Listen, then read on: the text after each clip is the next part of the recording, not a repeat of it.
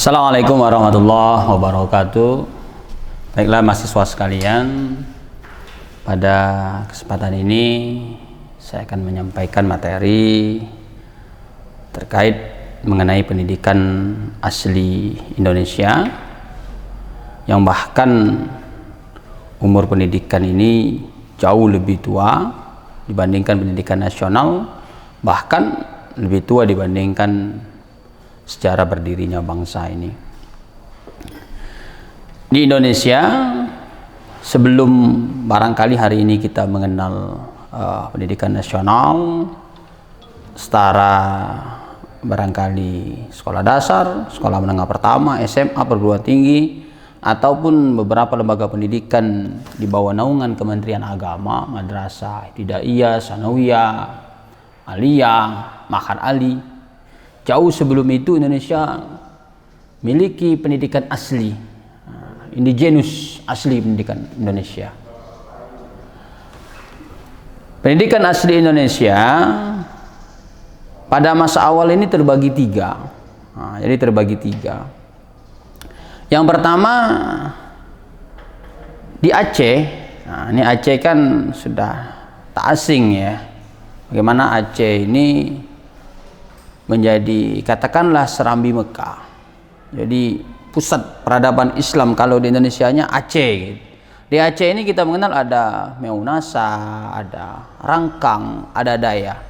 Nah, sebelum pendidikan nasional itu berdiri sudah ada. Sudah ada itu. Di Sumatera Barat, di Padang, kita mengenal juga. Ada di Sumatera Barat kita mengenal namanya surau.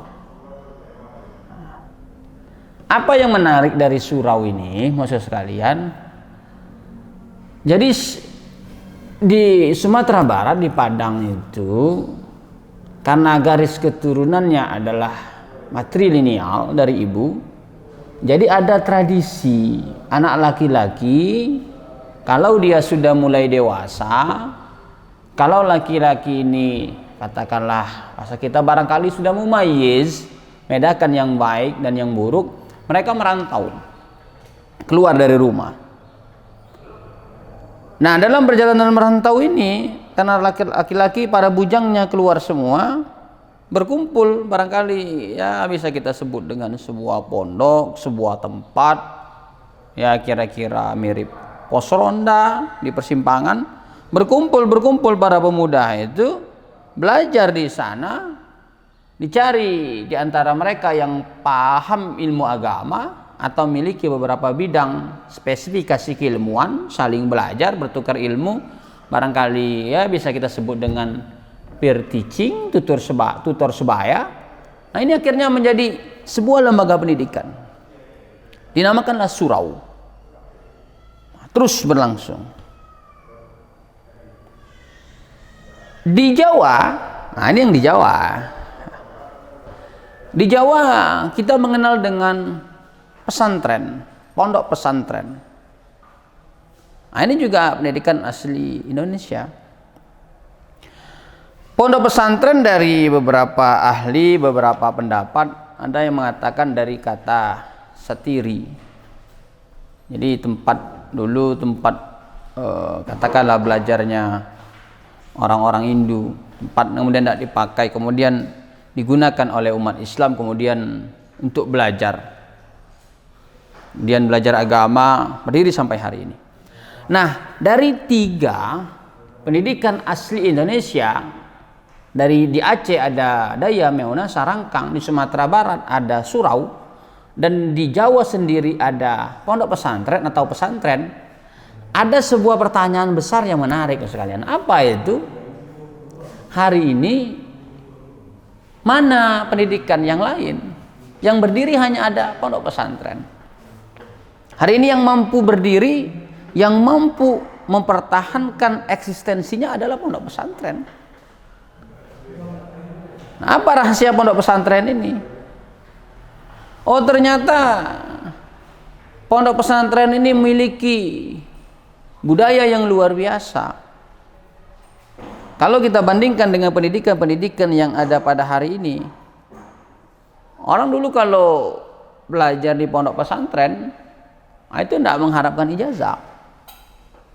Kalaupun hari ini ada ijazah, misalkan ada ijazah pondoknya, ada ijazah sekolah formalnya, karena memang tuntutan nanti melanjutkan perguruan tinggi. Dulu tidak ada ijazah. Orang kalau ke pesantren belajar, ya udah saya datang sama kiai. Ada yang ada beras, bawa beras. Ada makanan, bawa, ngadap kiai, belajar. Tapi tidak ada ngadapkan ijazah. Kalau dalam setahun misalkan belajar tentang kitab tertentu kemudian tidak selesai, ya sudah, belajar lagi tahun berikutnya. Nah, selesai tahun berikutnya terus belajar seperti itu.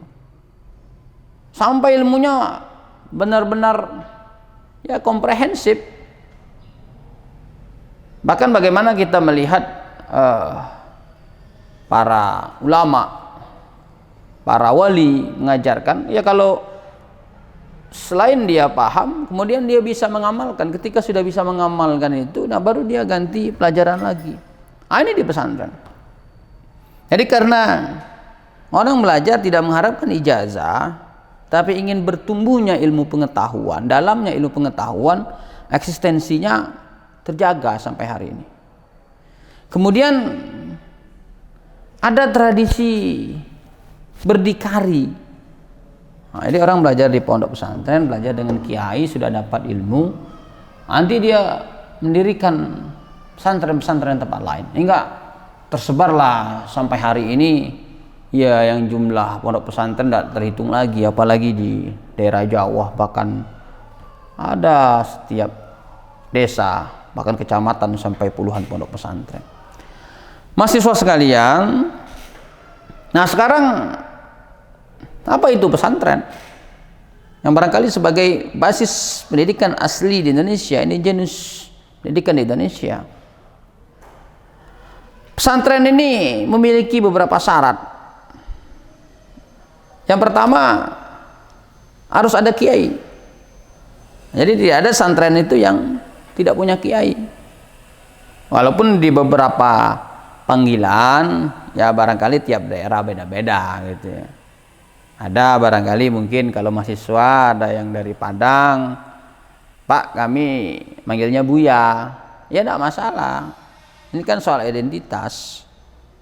Kami manggilnya Abah, bahkan kami manggilnya Pak Ustadz, kami manggilnya Kiai, tidak masalah. Nah tetapi secara secara umum barangkali kita buat kesepakatan ada kiainya yang menuai di lembaga pendidikan tersebut. Nah kiai inilah yang menjadi uswatun hasanah, seluruh bicara, tindak tanduknya semuanya diikuti. Nah yang menarik maksud sekalian, kiai ini beda dengan kepala sekolah, beda dengan kepala madrasah. Kalau kepala madrasah, kepala sekolah itu jabatan. Nah, jabatan karir. Jadi guru kemudian dia berkarir, administrasi terpenuhi, diberikan amanah jadi kepala sekolah. Kepala madrasah juga gitu. Nah, kiai ini enggak. Jarang orang berebut jadi kiai. Kiai ini ditunjuk oleh masyarakat. Enggak ada sekolahnya. Enggak ada sekolahnya jadi kiai. Misalkan kalau kepala sekolah syaratnya harus minimal S1, pangkatnya memang golongan 4A. Nah kiai tidak ada, tidak harus S1, tapi pengetahuan agamanya, bicaranya, perbuatannya terjaga. Itu kiai. Yang kedua, pesantren itu harus ada santri. Nah ini wajib ada santrinya. Ketika pada masa awal berdirinya pondok pesantren, nah tentu kita jangan bayangkan misalkan bagaimana pesantren hari ini, ya yang daftar santrinya saja berebut gitu ya, yang daftarnya 10.000, kemudian diterimanya cuma 2.000, atau santrinya banyak, mana tetap pakai seragam enggak. Nah dulu orang di sela-sela bekerja, kemudian belajar dengan kiai, kemudian barangkali ya bisa kita sebut dengan ya santri yang tidak menetap, santri kalong. Datang belajar dengan kiai kemudian pulang lagi. Ya, seperti itu.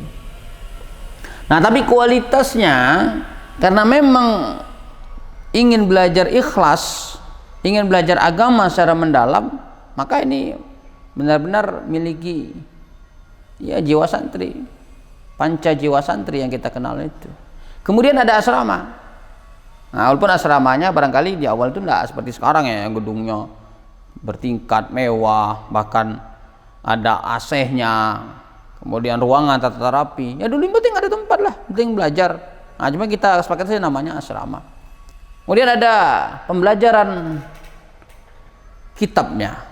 Nah, jadi kitab-kitab klasik. Nah, jadi belajar itu.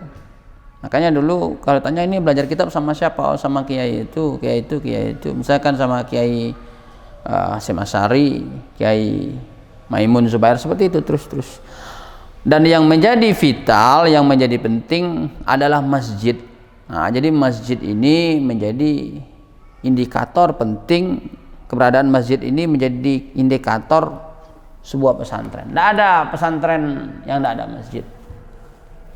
Maka masjid menjadi katakanlah center of excellence-nya, menjadi pusat segala kegiatan, ya seluruhnya di masjid. Bahkan ini jauh sejak zaman Rasul. Dulu ketika Rasul hijrah Mekah ke Madinah, kemudian dirikan Masjid Nabawi, ya pesantren masjid itu ya menjadi sentralnya, semua belajar ekonomi, politik, perdagangan, bahkan strategi perang di situ. Nah, ini pesantren. Nah, kemudian Bapak mencoba menghubungkan bagaimana eksistensi pondok pesantren pada masa sekarang, dihubungkan misalkan tentang moderasi beragama dan toleransi. Pondok pesantren sebagai lembaga pendidikan Islam, bahkan lembaga pendidikan tertua yang ada di Indonesia, ini berbicara perkara moderasi multikultural, ini jangan ditanya. Berbicara pendidikan karakter jangan ditanya. Di pesantren itu orang bebas, tidak ada. Misalkan karena pesantren ini pendidikan asli dari Jawa, yang boleh ke pesantren cuma orang Jawa. Atau surau. Ini surau ini dari Padang, ini cuma boleh orang Padang. Ada. Boleh, seluruhnya boleh masuk, tidak ada batasan. Makanya pendidikan kalau mau belajar tentang multikultural, tepatnya di pesantren. Pendidikan tertua di Indonesia. Orang kalau mau belajar tentang keberagaman di pesantren. Orang yang belum bisa ngaji, belum bisa baca kitab, belum bisa apa-apa, udah masuk pesantren. Pesantren tidak ada. Oh misalkan, ini anaknya jabat nih, ini kelasnya beda, tidak ada. Pesantren tidak ada. Ini dari daerah timur, kulitnya hitam, putih, tidak ada. Pesantren multikultural. Yang kedua, pendidikan karakter. Nah, ini yang ingin Bapak sampaikan pada masa sekalian. Kalau hari ini barangkali pendidikan karakter ini beberapa tahun ya, 5 bahkan 10 tahun menjadi trending topik, jadi pembahasan yang menarik, yang selalu enak untuk dikupas. Maka kalau ingin belajar tentang pendidikan karakter, tidak usah jauh-jauh.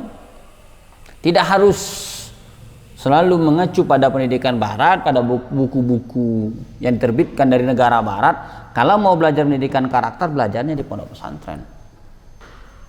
Lah apa yang diajarkan karakter di pesantren? Pendidikan karakter itu, maksud sekalian, tidak mungkin itu diajarkan hanya 2 jam melalui pendidikan agama Islam di sekolah, atau dibantu oleh pelajaran-pelajaran lain yang diintegrasikan. Misalnya pelajaran sekolah umum, ini saya contohkan, misalkan di sekolah umum ada pelajaran biologi, kemudian ada berbicara tentang proses perkembangbiakan atau terbentuknya manusia, lalu misalkan ya sperma, ovum, jadi zigot dan seterusnya, kemudian dihubungkan, dicari ayatnya surah Al-Baqarah, bisa. Maka kita ambil misalkan pendidikan karakter sekolah bisa berlangsung dari jam 8 sampai jam 2 atau bahkan jam 16 sore. Nah pertanyaannya, apakah cukup? Tidak cukup. Saya katakan tidak cukup. Pendidikan karakter tidak cukup kalau hanya berlangsung dalam beberapa jam seperti itu. Pendidikan karakter ini harus berlangsung full. Dari anak bangun tidur sampai anak tertidur. Dan itu cuma bisa ditemukan di pondok pesantren. Cuma di pesantren.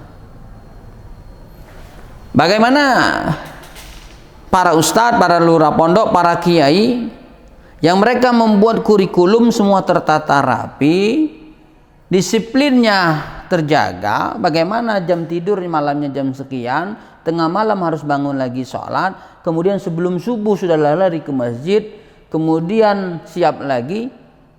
Nah, ini tertata. Dan yang berikutnya, apa yang paling menarik lagi, selama 24 jam itu orang di sekeliling dari kiai, ustadz, pengelola pondok, lurah pondok itu semuanya menjadi contoh. Dan ini yang susah ditemukan di luar pondok pesantren, sehingga pendidikan karakter, mohon maaf sampai hari ini barangkali maksud sekalian, kalian juga bisa melihat tidak sesuai dengan ekspektasi kita. Tidak sesuai. Ya karena memang tidak ada. Kalau bicara tentang misalkan akhlak terpuji, nah sekarang contohnya siapa? Nih kalau di pesantren jelas ini contoh. Oh nih, kiainya tidak usah ngajak sholat, kiainya sudah sholat tepat waktu. Ustadznya tidak usah ngajak rajin bersihkan, orang ustadznya sudah bersihkan sendiri. Jadi semuanya berlangsung. Ah, ini pondok pesantren. Jadi benang merahnya yang saya catatkan, maksud sekalian, kalau ada orang bertanya tentang pendidikan karakter, kalau orang ingin mencari di mana tentang belajar membangun karakter anak, pesantren tempatnya. Belajarnya 24 jam, bukan full day. Full day itu masih kurang. Belajarnya 24 jam, dari mata terbuka sampai mata terpejam, dari bangun tidur sampai tidur lagi. Dan itu hanya ditemukan di pesantren, pendidikan asli Indonesia. Di antara pendidikan yang lain dan yang eksis sampai hari ini adalah pondok pesantren. Nah, barangkali ini yang dapat Bapak sampaikan pada kesempatan ini. Mudah-mudahan nanti di lain kesempatan ya kita akan mengupas lagi, setidaknya mahasiswa bisa memahami bahwa Indonesia memiliki pendidikan asli dan itu punya kita. Nah, kalau madrasah enggak ya, madrasah itu dari dinasti Nizam, maka madrasah Nizamiyah. Nah, kita mengadopsi. Tapi kalau pesantren ini pendidikan asli Indonesia, dan pesantren adalah jawaban terbaik mengenai pendidikan karakter. Terima kasih.